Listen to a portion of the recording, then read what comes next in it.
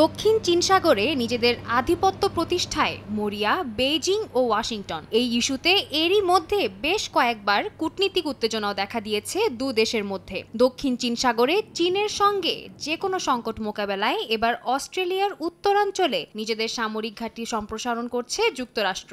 অস্ট্রেলিয়ার বিমান বাহিনী ডারউইন ও টিন্ডাল ঘাঁটিতে নিজেদের স্থাপনা তৈরি করছে মার্কিন নৌ ও বিমান বাহিনী।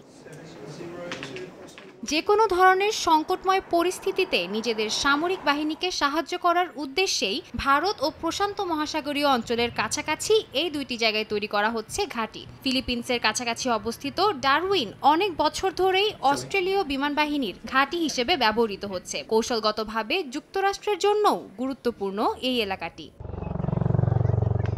লোকালয় থেকে দূরে হওয়ায় দূরপাল্লার ড্রোন ও যুদ্ধ বিমান পরিচালনার জন্য আদর্শ একটি জায়গা হিসেবে বিবেচনা করা হয় টিন্ডালকে। তাই এর ধারণ ক্ষমতা বাড়াতে কাজ চালিয়ে যাচ্ছে যুক্তরাষ্ট্রের সামরিক বাহিনী।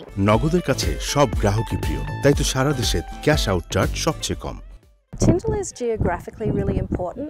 We are in the north of Australia, so we have a greater reach into our near region, and we also have the ability to avoid cyclones by being that little bit further inland. অস্ট্রেলিয়ার সঙ্গে হাত মিলিয়ে Philippines, Papua New Guinea, Timur, ইন্দোনেশিয়ার মতো দেশের প্রতিরক্ষা ব্যবস্থাকে সাহায্য করাই মূল লক্ষ্য বলে দাবি মার্কিন নৌবাহিনীর। তবে এমন গুরুত্বপূর্ণ স্থানে ঘাঁটি গাড়ার বিষয়টিকে চীন কিভাবে দেখছে তা এখনো জানা যায়নি।